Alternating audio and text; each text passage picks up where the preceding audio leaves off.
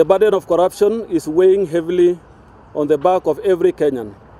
Their hope of a better tomorrow has been killed by reckless and unbridled greed.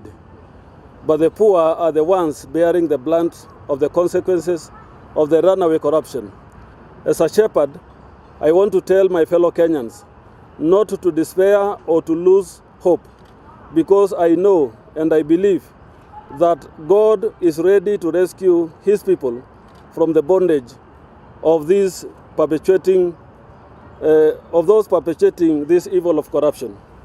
Kenya's current public debt, which now stands at 4.884 trillion Kenya shillings, or 49 billion US dollars, is now worrying, not because it is magnitude, but because of the report we hear every day from the media, government agencies, and whistleblowers that a large portion of the public debt is going towards lining the pockets of a few and not to benefit the public.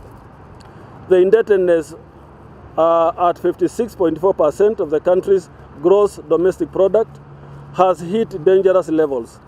A huge chunk of all the taxes we pay is now going towards servicing external debt, with little left for investment, which would spur economic development and create jobs for our youth.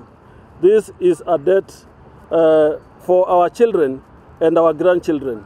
They will inherit and pay for a lifetime without any benefit to them.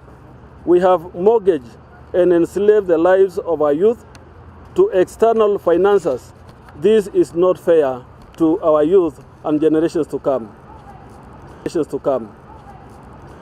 It should worry all of us that a staggering trillions of shillings are stolen over the years and stashed in foreign accounts, and that Kenya is ranked second globally in the amount of cash hidden in tax havens relative to the GDP. My unequivocal commitment today is to mobilize all our congregation to join the war against corruption. I urge all our bishops to shun partisan politics from the pulpit. Let us not allow Harambee monies to be a subtle way of sanitizing the corrupt leaders and become the way that we also open the pulpit to be used wrongly by those who are not the worship leaders. And the clergy must preach and inculcate the value of hard work and as the only means to wealth accumulation.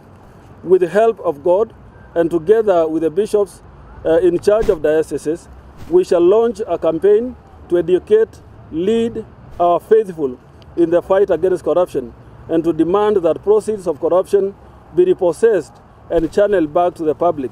In addition, those engaging in corruption, irrespective of their station in life or their position, must be apprehended, taken to court, and punished if found guilty.